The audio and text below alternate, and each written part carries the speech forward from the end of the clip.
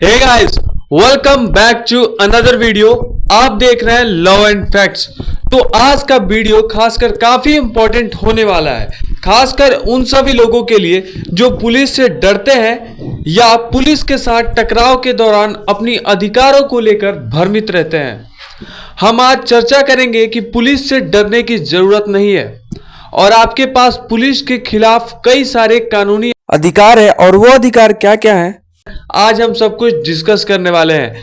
और पुलिस से डरने की जरूरत क्यों नहीं है, क्या कुछ अधिकार है आपके पास, सब जानेंगे आज के इस वीडियो में। इसलिए ये वीडियो होने वाला है काफी इंपॉर्टेंट और काफी यूजफुल। तो चलिए स्टार्ट करते हैं। तो आज हम विस्तार से बात करेंगे कि पुलिस से डरने की बजाय आपके पास कौन कौन से अधिकार हैं, क्या नियम है और आपको किस तरह अपनी सुरक्षा करनी चाहिए। तो अगर आप एक कानूनी छात्र हैं या किसी भी व्यक्ति को कानूनी जानकारी चाहिए तो यह वीडियो आपके लिए है।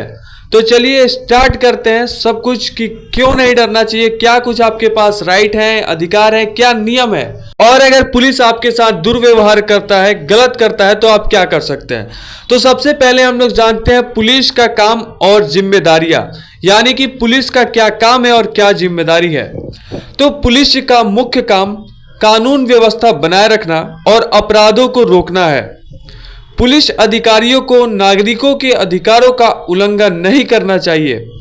वे सार्वजनिक सुरक्षा सुनिश्चित करने के लिए काम करते हैं, लेकिन इसका मतलब यह नहीं है कि वे किसी को भी अवैध रूप से परेशान कर सकते हैं। यानी कि जो भी पुलिस है वो सार्वजनिक सुरक्षा के लिए काम करते हैं, लेकिन इसका मतलब ये नहीं है कि वो किसी को भी इलीगल तरीके से परेशान करें, किसी को भी डिस्टर्ब करें, उसके साथ दुर्व्यवहार करें।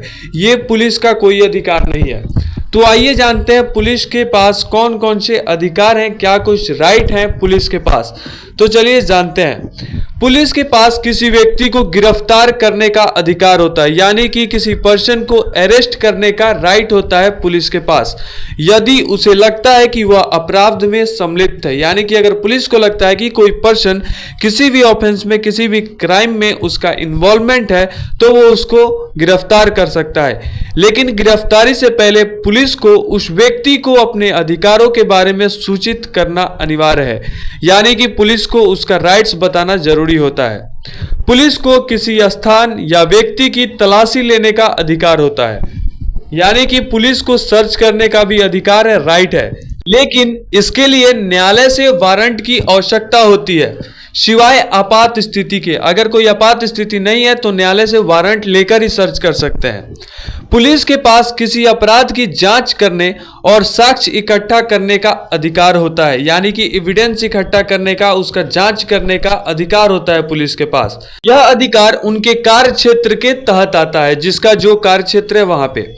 पुलिस से डरने की जरूरत नहीं है। क्यों डरने की जरूरत नहीं है और क्या कुछ कानूनी अधिकार है, आइए जानते हैं। क्योंकि अब सबसे मेन सवाल यही उठता है कि पुलिस से डरने की जरूरत है या नहीं।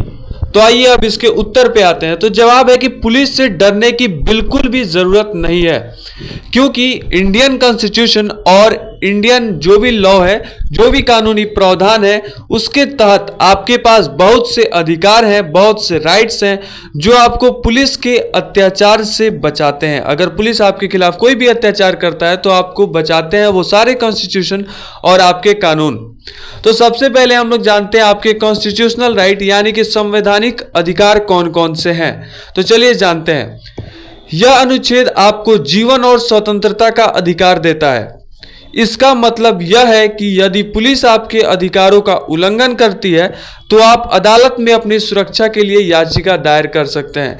यह आपको कॉन्स्टिट्यूशन आपको यह राइट देता है कि जीवन और स्वतंत्रता का आपके पास राइट है।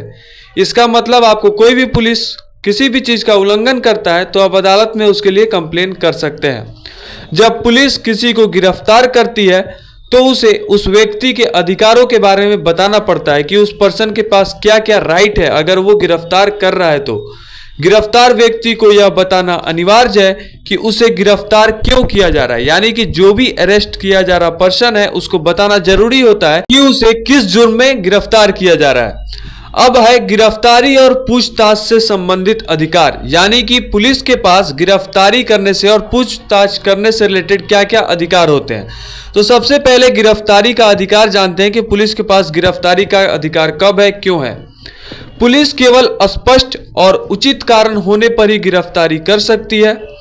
गिरफ्तारी के समय पुलिस को आपको बताना चाहिए कि आपको क्यों गिरफ्तार किया जा रहा है और आपका अधिकार क्या है, यानी कि आपका सारा राइट बताना जरूरी होता है पुलिस को, और रीजन बताना जरूरी होता है कि किस ऑफेंस में आपको अरेस्ट किया जा रहा है।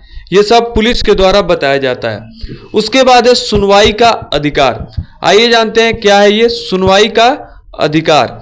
गिरफ्तारी के बाद पुलिस को आपको अदालत में पेश करना होगा, यानी कि जब आपको कोई भी पुलिस अरेस्ट करता है तो उसके बाद उसको अदालत में पेश करना होता है।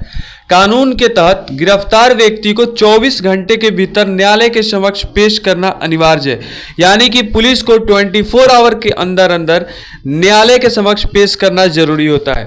अब अगला है हमारा तलाशी का अधिकार, यानी कि पुलिस के पास सर्च को लेकर क्या कुछ राइट है, आइए जानते हैं। अगर पुलिस को किसी व्यक्ति या स्थान की तलाशी लेने की आवश्यकता है तो पुलिस को न्यायालय से वारंट प्राप्त करना होगा, सिवाय आपात स्थिति के, यानी कि आपात स्थिति में वो बिना न्यायालय से वारंट लिए भी सर्च कर सकता है, लेकिन अगर नॉर्मल कंडीशन हो तो उसको वारंट लेना पड़ता है। अब है हमारा दूसरे व्यक्ति को सूचित करने का अधिकार। ये राइट क्या है दूसरे व्यक्ति को सूचित करना, आइए जानते हैं।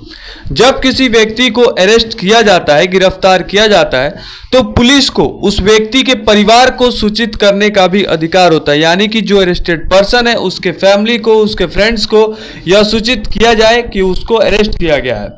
उसके बाद है पुलिस द्वारा उत्पीड़न या क्रूरता पर कार्रवाई। अगर पुलिस आपके साथ क्रूएल्टी करता है तो क्या कार्रवाई हो सकता है।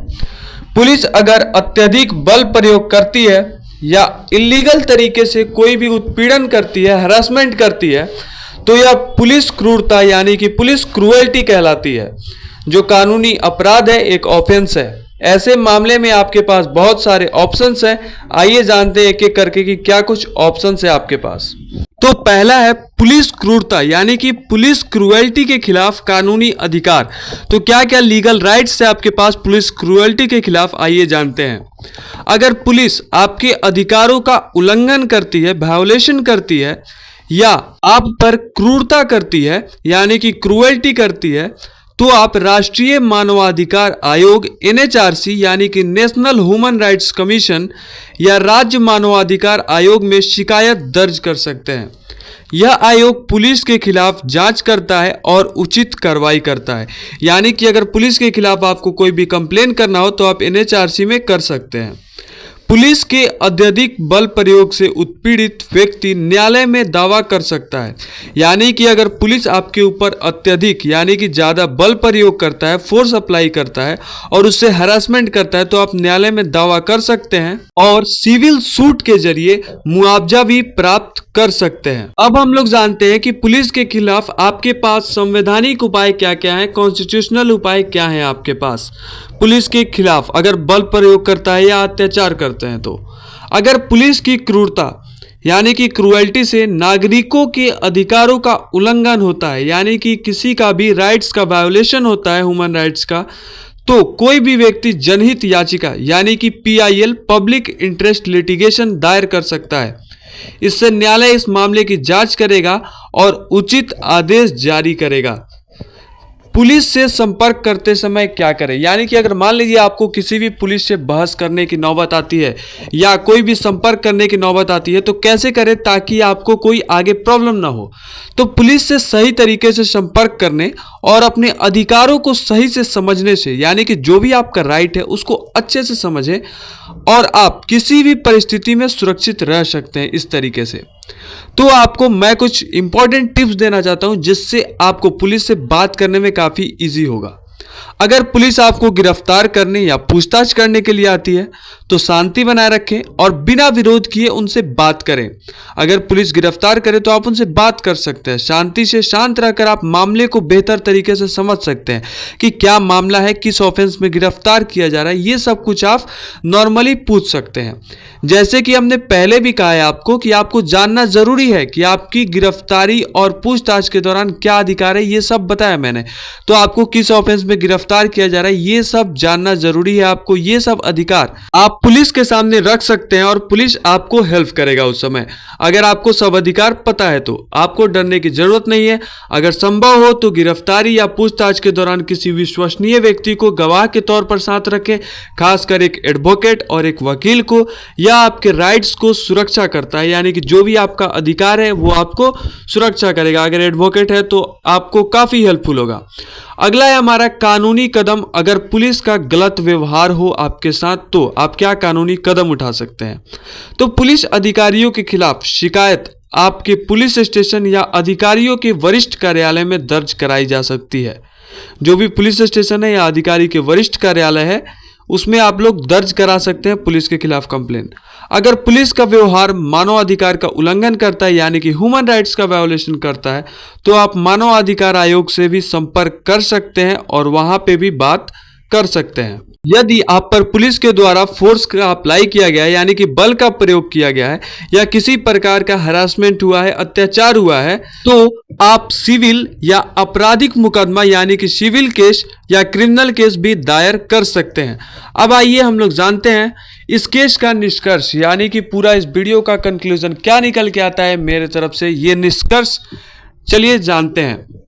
तो पुलिस से डरने का कोई जरूरत नहीं है। आपको किसी भी प्रकार का कोई डर नहीं होना चाहिए पुलिस से, क्योंकि आपके पास कानून द्वारा सुरक्षा के कई उपाय हैं। आपको अपने अधिकारों को जानने और समझने की जरूरत है। अगर कभी पुलिस के साथ कोई परेशानी हो तो याद रखें कि आपके पास कानूनी रास्ते और न्यायालय है जो आपकी मदद करेंगे। आपको सिर्फ अपने अधिकारों का सही तरीके से इस्तेमाल करना है। ये पूरा इंफॉर्मेशन आपको कैसा लगा कमेंट सेक्शन में जरूर बताइएगा। वीडियो अच्छा लगे तो लाइक कीजिए, चैनल को सब्सक्राइब कीजिए। मिलते हैं नेक्स्ट वीडियो में, तब तक के लिए बाय।